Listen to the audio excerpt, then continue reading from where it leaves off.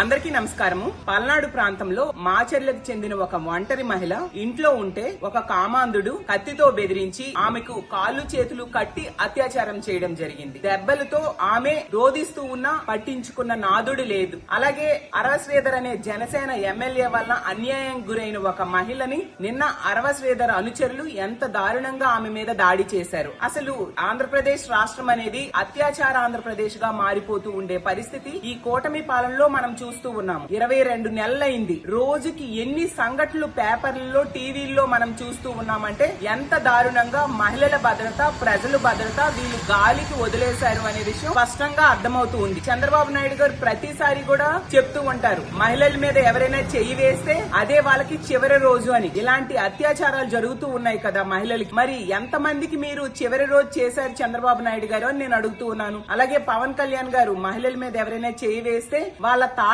తీస్తామని పదే పదే చెప్తూ ఉంటారు. మరి మీరు ఎంత మంది తాట తీశారు? మీ జనసేన ఎమ్మెల్యే అనుచరులు ఆ మహిళ మీద దాడి చేస్తే కనీసం స్పందించట్లేదే. మీ జనసేన ఎమ్మెల్యే ఒక మహిళను 5 సార్లు గర్భవతిని చేసి ఆమెకి అబార్షన్స్ చేస్తే కనీసం మీరు స్పందించలేదు. అతని మీద ఎటువంటి చర్యలు తీసుకొని పరిస్థితి మనం చూస్తూ ఉన్నాము. మరి లోకేష్ గారైతే ట్వీట్స్ మీద ట్వీట్స్ పెడుతూ ఉంటారు మహిళల భద్రత కోసం. మరి ఇన్ని సంఘటనలు జరుగుతున్నా మీరు ఎందుకు స్పందించట్లేదు? ట్వీట్స్ కే మీరు పరిమితమా? మహిళా హోం మంత్రి అనిత గారి గురించి అయితే చెప్పనే అవసరం లేదు. చాలా డైలాగ్స్ చెప్తూ ఉంటారు. మా జగనన్నని తిట్టడానికి రోజు ప్రెస్ మీట్లు పెడుతూ ఉంటారు, వ్యక్తిగతంగా తిడుతూ ఉంటారు. అసలు ఈ కూటమి అధికారంలోకి వచ్చాక మహిళలు ప్రశాంతంగా నిద్రపోవచ్చు అని కూడా హోంమంత్రి అనిత గారు చెప్పారు. ఎక్కడమ్మా ప్రశాంతంగా నిద్రపోతున్నారు? ఇంట్లో ఉన్న ఈ రోజు రక్షణ లేని పరిస్థితి. ఆ మాచర్లలో మహిళ తన ఇంట్లో తాను ఉంటే వేరే దుర్మార్గుడు వచ్చి ఈ విధంగా అత్యాచారం చేశాడంటే, ఇంట్లో ఉన్నా కూడా ఈ కూటమి పాలనలో మహిళలకు రక్షణ లేదు అంటే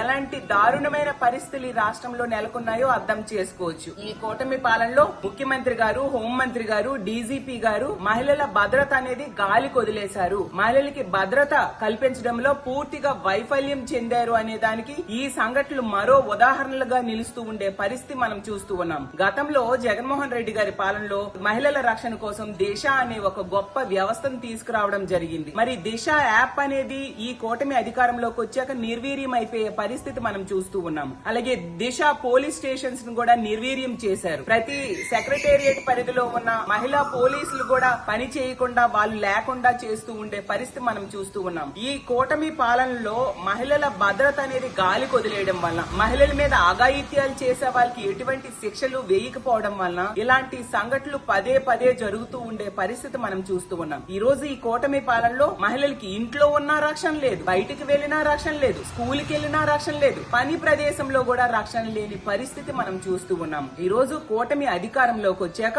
ఒకవైపు మద్యం విచ్చలవిడిగా దొరుకుతూ ఉండే పరిస్థితి, మద్యం ఏరులై పారుతూ ఉండే పరిస్థితి మనం చూస్తూ ఉన్నాము. 80-90 వేల బెల్ షాప్స్ ఈ రాష్ట్రంలో మనకు కనిపిస్తూ ఉన్నాయి. అలాగే పెర్మిట్ రూమ్స్ కి గవర్నమెంటే పర్మిషన్ ఇచ్చిన పరిస్థితి. 24 గంటలు మద్యం దొరుకుతూ ఉంది, గంజాయి విచ్చలవిడిగా దొరుకుతూ ఉండే పరిస్థితి, అలాగే డ్రగ్స్ డోర్ డెలివరీ జరుగుతూ ఉండే పరిస్థితి కూటమి పాలనలో చూస్తూ ఉన్నాము. దాని వలన వాటిని తీసుకొని ఇలాంటి కామాంధులు రెచ్చిపోయి ఈ విధంగా చేస్తూ ఉండే పరిస్థితి మనం చూస్తూ ఉన్నాము. పవన్ కళ్యాణ్ గారు అయితే తన సొంత పార్టీకి చెందిన ఎమ్మెల్యే కూడా కనీస చర్యలు తీసుకోలేదు. మహిళల భద్రత కోసం ఎన్నో స్టేట్మెంట్స్ ఇచ్చారు. మీరు ఇప్పుడు ఎందుకు మౌనంగా ఉంటున్నారు పవన్ కళ్యాణ్ గారు అని నేను అడుగుతూ ఉన్నాను. మీరు దీని మీద వెంటనే చర్యలు తీసుకోవాల్సిన బాధ్యత మీ మీద లేదా అని నేను అడుగుతూ ఉన్నాను. ఎప్పటికైనా స్పందించండి. ఇలా స్పందించకుండా ఇలా నిమ్మకు నీరెత్తినట్టుగా మీరు కూర్చొని ఉంటే ఎలా? మహిళల రక్షణ ఎలా? ఈరోజు మహిళల భద్రత కల్పించడంలో వైఫల్యం చెందారు, మహిళల రక్షణ గాలి వదిలేశారు అనేది దేశ వ్యాప్తంగా ఈ ఆంధ్రప్రదేశ్ రాష్ట్రం కోసం చర్చ జరుగుతూ ఉండే పరిస్థితి మనం చూస్తూ ఉన్నాము. అలాగే అమిత్ షా గారే స్వయంగా లేఖ రాయడం జరిగింది. 112 emergency call centre number call చేస్తే ఆంధ్రప్రదేశ్ రాష్ట్రంలో పోలీసులు స్పందించే టైం 26 నిమిషాలు అనేసి. అంటే